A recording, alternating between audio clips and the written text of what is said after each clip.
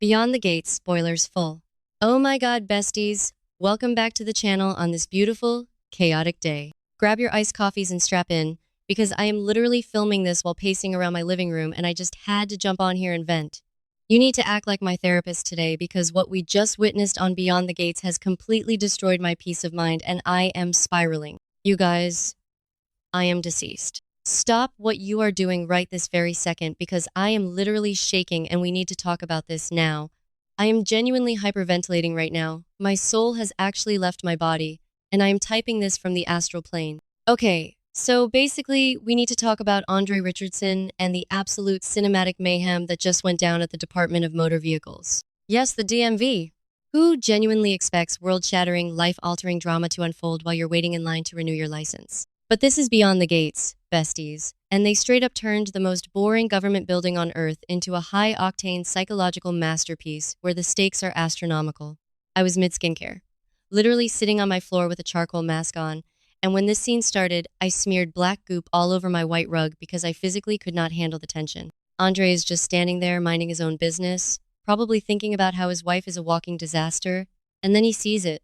The mysterious champagne bottle, just sitting there. Genuinely, what is the symbolism? I am spiraling over a bottle of bubbly. Wait, backtrack for a second. I missed a step because my brain is visibly buffering from the sheer audacity of this plot. Before the bottle even fully registers, his phone starts buzzing. And not just a normal text from Ted or whoever, no. These are the most cryptic, unhinged, stalker-level text messages I have ever seen in my entire life. I am literally clutching my chest because the look of pure, unadulterated terror that washed over Andre's face. Bestie, be for real right now. Sean Freeman deserves an Emmy for that micro-expression alone. We are so used to Andre being this stoic, unbreakable rock. He is the guy who holds it together while Dani is out there acting completely feral. But in this moment, you could straight up see the realization hit him that his past is basically rising from the dead to drag him down to the underworld. His life is about to be completely turned upside down, and I am totally living for it while simultaneously mourning his peace. Did I say that yet? Ugh, my brain is mush. Moving on, he knows that whatever he has been hiding is about to blow up in his face, and the sheer panic was giving me secondhand anxiety. Oh, hold on. I should have mentioned this earlier, but I am too hyped to stay on track. Fast forward to the end of the episode on Friday, August 14th.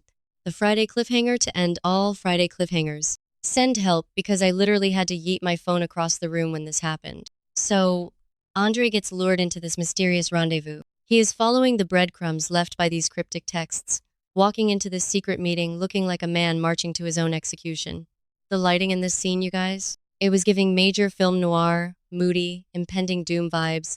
And don't even get me started on the aesthetic choices because his jacket was genuinely so sharp but he looked so stressed. And then, out of the shadows, the mastermind reveals herself. She is there, and it is none other than Heather freaking Armstrong. I screamed. I literally screamed into a pillow so loud my neighbor probably thought I was being attacked. Heather Armstrong.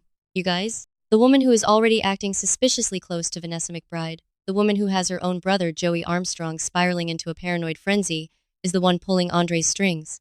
She is standing there, looking absolutely thrilled to see him, with this smug, predatory smile that basically screams, I own you now. But Andre's face? Oh my god, the contrast was straight up cinematic perfection. He looked like he wanted the ground to open up and swallow him whole. There was zero joy, zero relief, just pure, unfiltered dread. I am calling it right now. The villain arc is about to go nuclear. Heather has officially crossed over from shady sister to puppet master of the DMV, and I am genuinely so unwell trying to connect the dots. How do they know each other? What dark, twisted history do they share? I am dissecting this tea with absolute cinematic mayhem because this changes everything. So now it's Monday, and Andre is officially being dragged backward by his past. He is being held hostage by whatever secret Heather is dangling over his head, and now he is faced with the ultimate dilemma. He is definitely going to have a secret that he chooses to keep hidden from his wife. Honestly, which is honestly so unhinged when you think about the fact that his wife is Dani Dupree. Like, Dani is already a walking PR crisis, and now Andre is going to start lying to her? Bestie, this marriage is officially a dumpster fire, and I am bringing the marshmallows. If Andre actually keeps this secret, it is going to destroy them. But what is he going to do? He is trapped. He can't go to the police. He obviously can't go to Joey because Joey is already ready to go to war with Heather. And he can't go to Dani because she is currently spiraling over her own messy life. Andre is completely isolated, and I am genuinely terrified for him. manifesting a total disaster by the next update because this secret is going to rot their relationship from the inside out. Wait, I'm glitching. Okay, back to the main event. But before we get back to Dani, we absolutely have to take a detour and talk about the absolute chaos happening in Fairmont Crest with Chelsea and Kat Richardson. Because apparently, one life-threatening crisis isn't enough for Kat. Oh no, she has to mix fashion and controversy with Chelsea, which basically means they are brewing up a massive cauldron of trouble. Kat is already on my do not perceive list because she is so reckless. She is literally already digging into the disappearance of Lynette Wise, which has landed her squarely on the radar of Haley Hamilton. And we all know Haley is currently in the middle of the worst Black Widow copycat poisoning plot in history. So Kat is already in mortal danger, and now she's teaming up with Chelsea for some fashion-forward controversy? Genuinely, what is the thought process here? Are they trying to serve looks while uncovering murders? It's giving major I cannot even energy. I love the outfits, don't get me wrong. The styling was impeccable. But the sheer lack of self-preservation is sending me into orbit. Okay, snapping back to the main tea, because we desperately need to talk about Dani Dupree and the absolute circus that is her life right now. So, Dani recently found herself in the most awkward, cringe-inducing situation at the country club. And when I say cringe, I mean I had to physically cover my eyes and watch through my fingers because the secondhand embarrassment was lethal. Her family, Anita, Vernon, and Nicole basically cornered her and subjected her to a full-blown tribunal about her feelings for Bill Hamilton. And Dani, in all her delusional glory, is standing there claiming that she and Bill are just friends and nothing more. Just friends? Bestie, be for real right now. You literally had a secret sweaty hookup with him in an elevator during a literal tornado. You just made a massive Freudian slip and called him your husband in public. You are not just friends, you are trauma-bonded and hopelessly entangled. And watching her try to lie to Anita and Vernon was straight up painful. And you know who is absolutely not buying a single word of Dani's just friends nonsense? Vernon Dupree, the patriarch himself. Vernon is not playing these games. He sees right through Dani's flimsy little lies, and her reassurances did absolutely nothing to stop him from taking matters into his own hands. Because, what does Vernon do? He marches straight over to the hospital to pay Bill a visit. I am literally shaking just thinking about this confrontation. Vernon is a retired senator. He has that commanding, terrifying dad energy, and he is not about to let his daughter get her heart completely pulverized by her toxic ex-husband all over again. I was screaming at my TV. Yes, Vernon, end him, because someone needs to step up and protect Dani from herself. She is clearly incapable of staying away from Bill, so Vernon is doing the heavy lifting. So Vernon walks into Bill's hospital room, and the tension is so thick you could cut it with a chainsaw. Bill is literally lying there, recovering from his latest health crisis, which, side note, we all know is because his absolute psycho of a wife, Haley, has been slowly poisoning him since October 2025. Like, Bill is physically weak, he's vulnerable. He just got saved by his assistant Caroline because Haley's attempt to meddle with his medical state totally backfired. He is not in fighting shape, but Vernon does not care. Vernon does not give a single flying fraction of a care about Bill's IV drip or his pale complexion. He is there on a mission, and that mission is to lay down the law. I am genuinely obsessed with this dynamic because Bill is usually the one with all the power, the one pulling the strings, but right now, he is completely at Vernon's mercy. You have to pay close attention to this conversation, guys, because Vernon is straight up confronting Bill about his intentions toward Dani. He looks Bill dead in the eye and basically tells him to back the heck off. Stay away from Dani. Let her have a new life. I am deceased. Put it on a t-shirt, frame it in the Louvre, because that is the exact energy we needed. Vernon knows the history. He knows that Bill left Dani, the mother of his children, for Haley, who, let's not forget, was Dani's daughter's best friend and was taken in by the family when her parents died. The absolute betrayal. The sheer audacity. Vernon remembers all of that trauma, and he is drawing a massive line in the sand. He is demanding that Bill leave Dani alone so she can finally move on with Andre, which is honestly so ironic considering Andre is currently getting blackmailed by Heather Armstrong in a dimly lit rendezvous, but Vernon doesn't know that yet. And the most tragic part of all of this? Bill is actually starting to realize how badly he messed up. Since his hospitalization, all those old feelings for Dani have been rushing back. He is lying in that hospital bed, realizing that he was completely blinded by what he thought was love with Haley. He is seeing the truth now that Dani was always a true partner, that Dani was the one who stood by him, while Haley is out here proving she is the worst wife on the planet. And yet, here is Vernon, standing over him, telling him he has lost his chance forever. The psychological warfare of it all.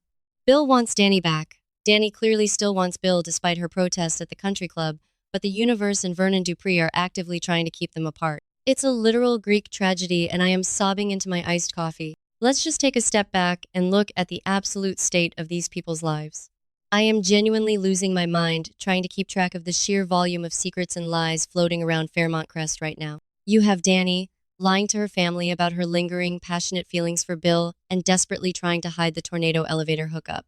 You have Bill lying in a hospital bed, completely oblivious to the fact that his current wife is the one putting him there with slow-acting poison. You have Haley running around acting like a discount Black Widow, furious that Bill is reaching out to Dani, and simultaneously targeting Kat Richardson because Kat is getting too close to the truth about Lynette Wise. And then, in the middle of all this, you have Andre, the supposed stable one, secretly meeting with Heather Armstrong after being terrorized by cryptic texts and a random bottle of champagne at the DMV. Wait, can we circle back to the cryptic texts for a second? Because I am still not over it. What on earth could Heather possibly know about Andre? We know Heather has a dark past.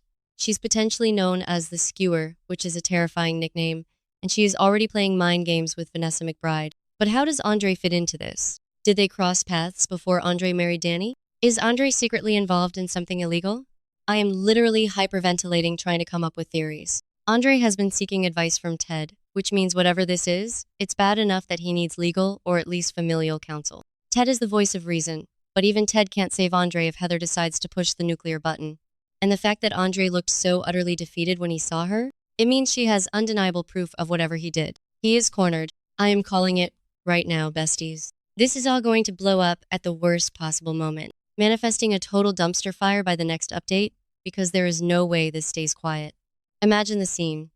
Dani is already on thin ice with her family because of the Bill situation. Vernon has just threatened Bill to stay away. And then, right when Dani thinks she has convinced everyone that her marriage to Andre is solid and she is over, Bill, bam! Andre's secret gets exposed. Heather drops the bomb. Dani realizes her husband has been lying to her, which will immediately push her right back into Bill's waiting arms. It is the perfect storm of toxic relationships, and I am absolutely feral for it.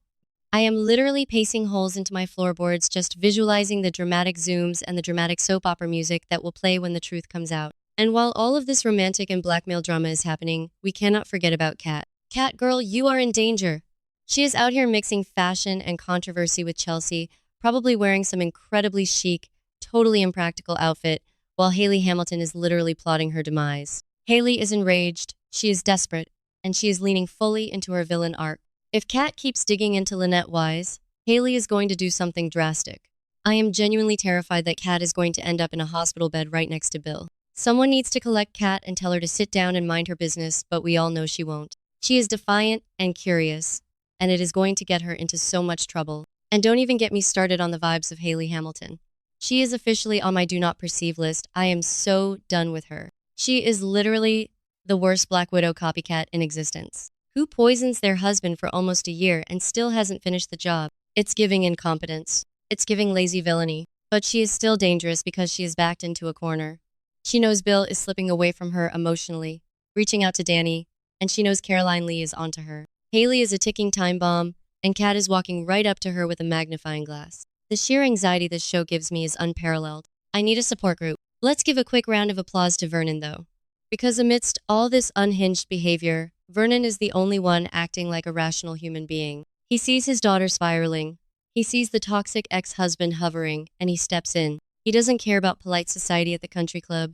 He doesn't care about hospital etiquette. He is a father protecting his cub. Stay away from Dani. Let her have a new life. It's so powerful. But honestly, does Vernon really think a stern talking to is going to stop Bill Hamilton? Bill is a powerful, stubborn man who is currently fueled by regret and nostalgia. A warning from Vernon might just make him want Dani even more.